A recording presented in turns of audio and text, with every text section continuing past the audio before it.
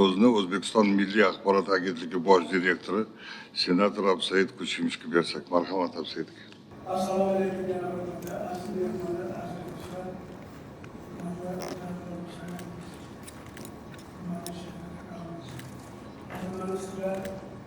Bizi sevgi gazetelerimizden biri işanç, işanç gazetesi işanç gazetesinde bulunduğu camiyatimizda, matbuotimiz maydonida tutgan o'rni haqida juda ibratli, juda yuragimizga yaqin so'zlarni aytdingizlar.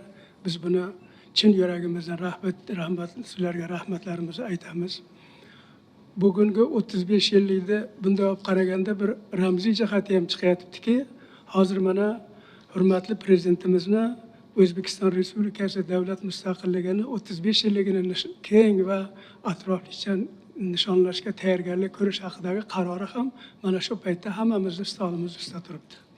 Bu shuni bildiradiki, bugungi kunda mamlakatimizdagi jarayonlarni 35 yilligi to'g'ridan to'g'ri matbuotimizning ham eng asosiy katta bayramlaridan biri ekanligini yana bir bor tasdiqlaydi. Men 35 yil davomida Ishonch gazetasi va uning jamoasi bamisoli alpinist singari har kuni, har nafasda bir qadam bo'lsa ham, bir qarish bo'lsa ham oldinga yurish, nimalarnidir qilish ustida ishlab kelayotganligini guvohlaridan biri sifatida iftixor bilan aytamanki, bugun Ishonch va Daveriya gazetasi chin ma'noda nafaqat mamlakatimiz, balki yonimizdagi do'stlarimiz, qadrdonlarimiz uchun ham ibratli ishlarni amalga oshirayotgan nashrlarimizdan biri bo'lib turibdi. Buni hozir aytilgan so'zlarni hammasidan anglasak bo'ladi. Men shu munosabat bilan yana bir gapni alohida ta'kidlashni juda istayman aziz do'stlar. Gap shundaki, qachonki qaysi mamlakatda mamlakat rahbari qaysidir sohaga katta e'tibor berar ekan, o'sha soha albatta rivojlanadi. Qaysidir tashkilotda o'sha tashkilot rahbari o'zini atrofidagi bo'layotgan voqealarga jiddiy qarar ekan, bu ham rivojlanadi. Xuddi shu ma'noda bugun Ishonch gazetasini mana shu darajaga yetib borishida men uni bevosita muassisi haqida va bu muassisni matbuotga ko'rsatayotgan qanday xizmatlar haqida alohida rahmatimni aytmoqchiman. Nima uchun deganda, hozir ko'p men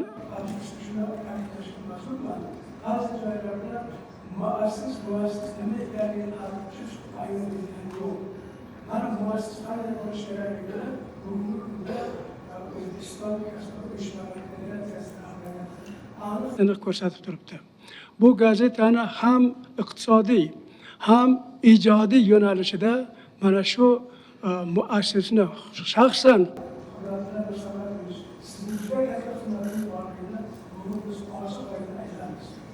bu gazeta ya'ni kasaba uyushmalari federatsiyasi faqat ishonchli emas, aziz do'stlar. Boshqa gazetalarimiz ham bizga katta yordam berdi. Men aniq xabarim bor.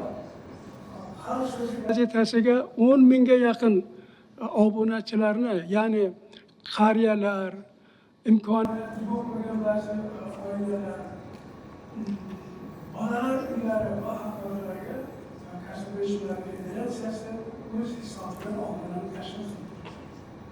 Mana shularni o'zini hayotinglarni ko'rsatgan aziz do'stlar, yaqinda mana Yusuf Simfonis degan kitobi chiqdi. Shu kitobni boshidan oxirigacha suratlar mustaqillik ham so'z boshi yozilgan. Ham o'zlari bosh bo'ldilar, ham moliyaviy va ham jihatdan o'z zimmalariga oldilarki, bu ham mana shu tashkilotni ijodga, jurnalistikaga, jurnalistlarga bo'lgan juda katta mehr.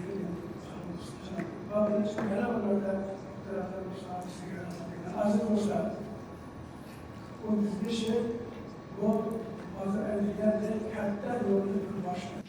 Hali ishonchni oldida turgan vazifalar, ishonchni zimmasida qilinishi kerak bo'lgan ishlar juda ko'p.